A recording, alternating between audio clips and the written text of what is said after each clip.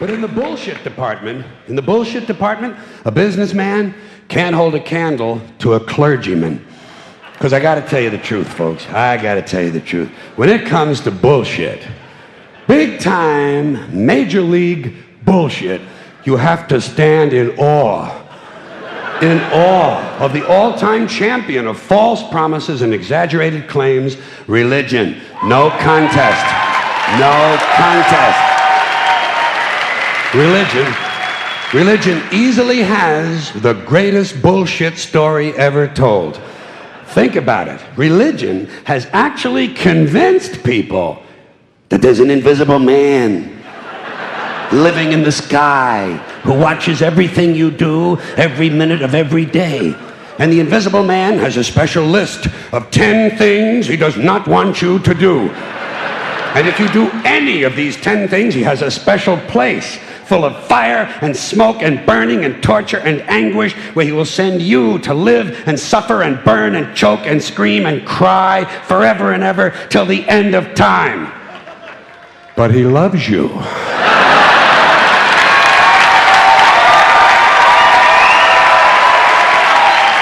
He loves you. He loves you and he needs money. He always needs money. He's all powerful, all perfect, all knowing, and all wise. Somehow, just can't handle money.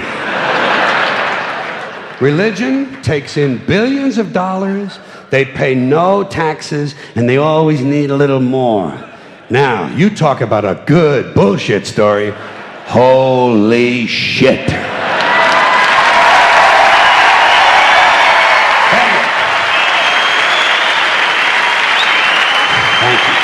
But,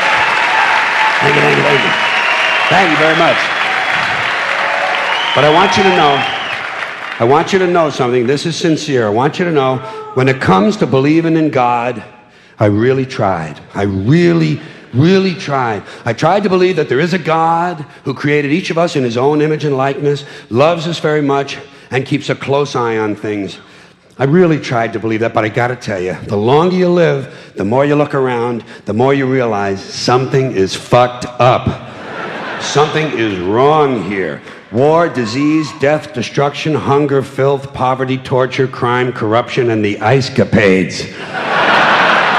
Something is definitely wrong. This is not good work. If this is the best God can do, I am not impressed. Results like these do not belong on the resume of a supreme being. This is the kind of shit you'd expect from an office temp with a bad attitude. And just between you and me, in any decently run universe, this guy would have been out on his all-powerful ass a long time ago. And by the way, I say this guy because I firmly believe, looking at these results, that if there is a God, it has to be a man. No woman could or would ever fuck things up like this.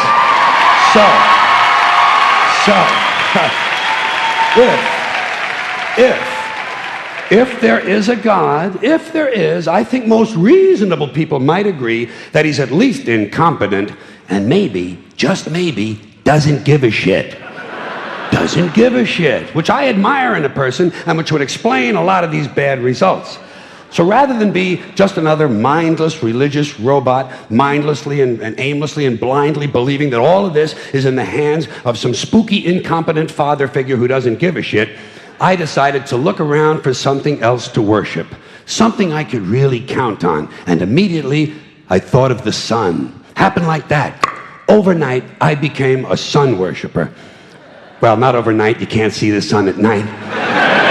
But first thing the next morning, I became a sun worshiper. Several reasons. First of all, I can see the sun, okay?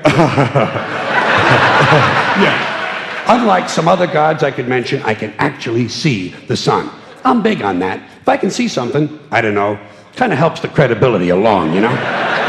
So every day I can see the sun as it gives me everything I need: heat, light, food, flowers in the park, reflections on the lake, an occasional skin cancer, but hey, at least there are no crucifixions, and we're not setting people on fire simply because they don't agree with us.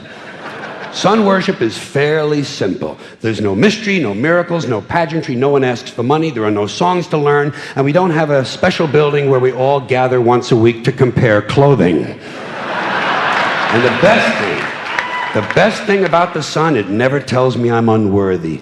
Doesn't tell me I'm a bad person who needs to be saved. Hadn't said an unkind word. Treats me fine. So I worship the sun. But I don't pray to the sun. Know why?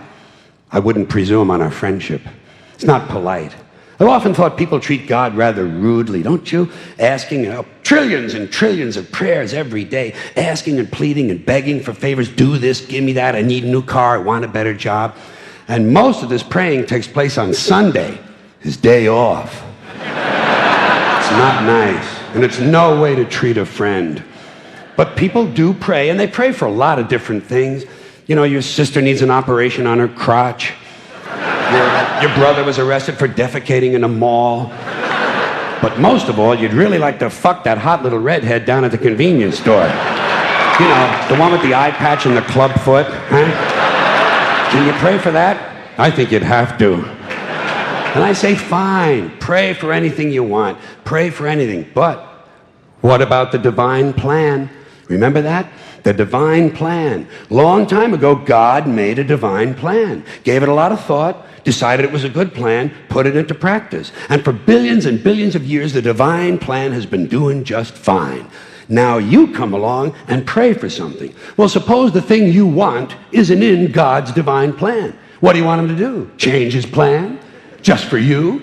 Doesn't it seem a little arrogant? It's a divine plan. What's the use of being God if every rundown schmuck with a $2 prayer book can come along and fuck up your plan? And here's something else, another problem you might have. Suppose your prayers aren't answered. What do you say? Well, it's God's will. Thy will be done.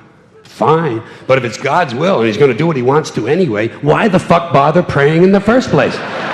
Seems like a big waste of time to me. Couldn't you just skip the praying part and go right to his will? It's all very confusing.